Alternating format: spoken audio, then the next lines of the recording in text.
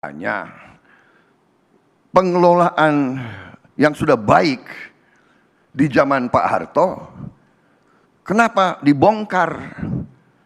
Yang benar waktu itu Bulog melaksanakan suatu operasi pengendalian. Kalau harga untuk petani kurang baik bisa dikendalikan, tapi konsumen di kota juga dijaga. Tapi waktu itu kita menyerah kepada IMF, ya kan? Kita percaya bahwa mereka cinta sama kita, padahal tidak ada. Dalam hubungan antara negara tidak ada rasa cinta. Yang penting adalah kepentingan mereka. Kalau kita ambruk, nggak ada urusan bagi mereka, ya kan? Saudara-saudara, saya bukan anti Barat. Saya sebetulnya sangat cinta sama Barat. Masalahnya kadang-kadang Barat tidak cinta sama kita, itu masalahnya. Ya kan? Keberpihakan, pengelolaan, pupuk harus ke petani. Jangan pupuk banyak perantaranya, ya kan? Dan jangan dibiarkan diperdagangkan, itu pupuk subsidi untuk rakyat. Benih dan sebagainya. Kemudian salah satu strategi yang paling utama adalah food estate, lumbung padi yang sudah digagas oleh Pak Ibnu Sutowo dari tahun 70. Jadi sudah hampir 50 tahun yang lalu. Oke, itu tadi calon presiden nomor urut 2 ya, Prabowo Subianto ketika berbicara di forum Kadin menekankan soal food estate. Apa yang tadi disampaikan oleh Bang Viva Yoga juga tadi ditekankan kembali oleh Pak Prabowo. Permasalahan tadi sudah Bang Sony Keros menyampaikan ada permasalahan satu petani gitu. Kalau Bang Reza kan soal kegagalan dan itu perencanaan dari awal bahkan ya tadi. Dari awal. Saya langsung ke Bang Viva. Bang Viva menanggapi apa yang disampaikan oleh Bang Reza dan Bang Sony Keros tadi. Ya, yang pertama memang food estate ini perlu dievaluasi agar dapat berjalan dengan baik sesuai dengan tujuan. Tujuannya yaitu menjadi supporting unit dari para petani rakyat untuk membangun swadaya kemandirian bangsa melalui swasembada pangan. 2, food estate itu tidak boleh merusak lingkungan. Makanya sebelum pemetaan lahan-lahan mana yang sesuai dengan varietas yang akan ditanam, harus ada proses AMDAL yang betul-betul selektif dan tidak merusak konservasi yang ada di daerah yang akan ada kita bangun. Yang ketiga, beranjak dari beberapa persoalan pada era Pak Soeharto, Pak SBY, zaman Pak Jokowi justru menekankan perlu ada koordinasi, kolaborasi, dan integrasi antar kementerian. Misalnya, Kementerian PUPR diberikan tanggung jawab untuk melakukan irigasi, land clearing, dan pembangunan infrastruktur. Kenapa di Merauke gagal? Karena persoalan infrastruktur, apakah itu kewenangan dari pemerintah atau kewenangan dari investor? Itu yang jadi masalah. Harus clear betul. Terus kemudian yang berikutnya adalah Kementerian Pertanian bertanggung jawab terhadap teknis, kualitas bibit, pupuk, benih, varietas, dan lain sebagainya. Kementerian Pertahanan membantu untuk cadangan strategis. Jadi semuanya itu terintegrasi sebagai bahan evaluasi karena food estate ini adalah proyek strategis nasional yang tidak bisa dikerjakan oleh Kementerian Pertanian saja. Gitu. Baik. Baik, Bang Viva, saya mau geser ke Mas Reza. Mas Reza tadi jelas AMDAL-nya sehingga tidak ada kerusakan lingkungan. Kemudian juga ini bukan kerja dari Kementerian Pertanian sendiri, tapi juga semuanya harus terintegrasi begitu. Memang harus dievaluasi, Bang, gitu, Bang. Ya, bukan dihentikan, dievaluasi aja, Bang. Pak Viva mungkin nggak tahu proses pembuatan AMDAL-nya, khususnya untuk Gunung Mas. Emang ada yang efeknya kerusakan lingkungan? Pertama ya, ini saya jelaskan makanya. Pertama, itu hutan udah dibabat, bersih, baru kemudian mereka mengundang untuk adanya partisipasi publik untuk penyusunan AMDAL. Kan lucu. Harusnya AMDAL dulu dong. Itu dulu diurus, diskusi publik dulu. Ya. Urus AMDAL-nya, baru dong dibabat. Ya. Ya toh? Ini enggak. Semua yang hadir saat itu sudah dihadapkan di fait accompli dengan lahan yang sudah dibabat duluan. Nah, diskusi publik soal itu 2 bulan setelah pembabatan lahan dilakukan oleh kontraktor, itu pertama.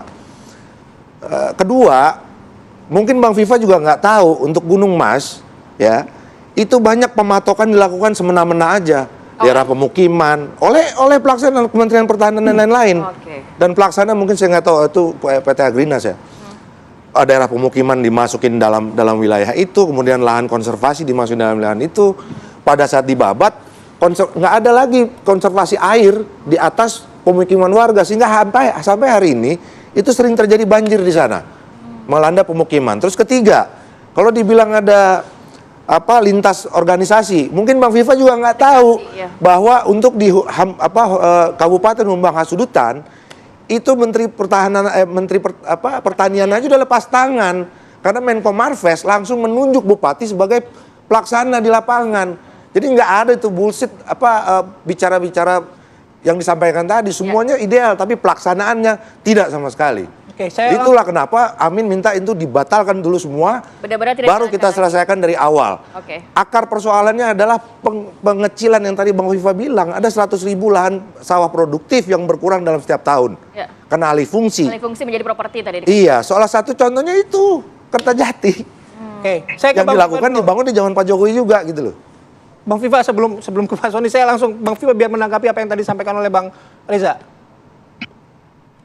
Ya, semuanya harus terencana betul dan sesuai dengan pentahapan yang rasional, yang sesuai dengan kaidah-kaidah ilmiah dan ilmu pengetahuan. Sebab kalau tidak, maka kita akan mengulangi kegagalan-kegagalan dari program food estate yang lalu-lalu. Tapi intinya bahwa food estate ini kami akan tetap melanjutkan karena itu adalah bagian dari proyek strategis nasional dalam rangka untuk membangun kemandirian bangsa dengan cara swasembada pangan.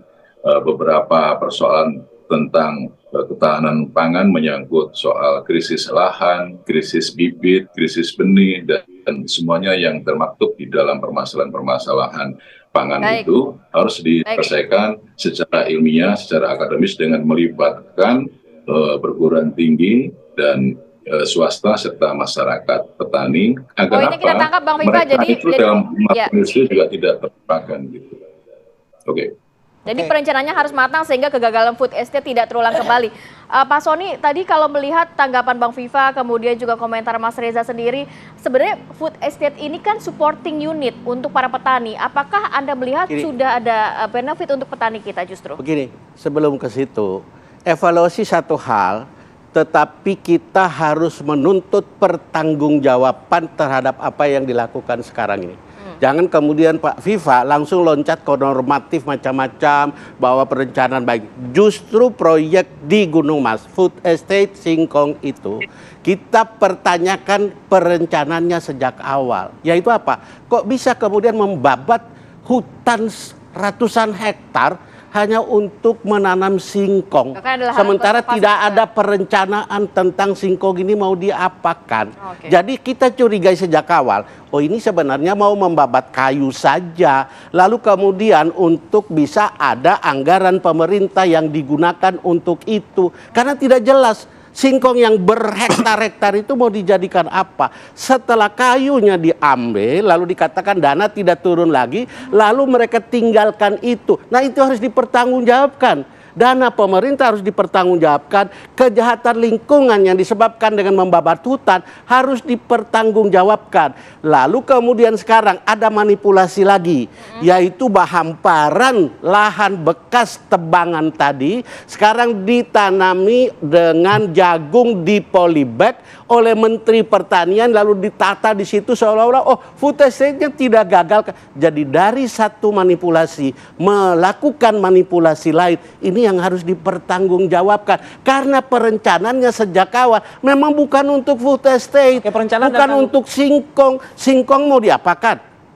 demikian besar hasilnya. banyak itu. Harus ada pabrik yang dibangun untuk menampung singkong itu. Jadi perencanaannya awal memang sudah tidak Dan utuh petani juga diajak tidak dilibatkan. Memang tujuannya untuk membabat hutan. Sementara di tingkat global Presiden Jokowi berjanji untuk mitigasi perubahan iklim dengan menurunkan emisi gas rumah kaca yang salah satunya disebabkan oleh pembabatan hutan. How come? Aduh. Oke, perencanaan dan tanggung jawab ya. Nanti evaluasi. kami akan lanjut ke Bang Viva, tapi kami harus jeda terlebih dahulu. Kami akan kembali sesaat lagi.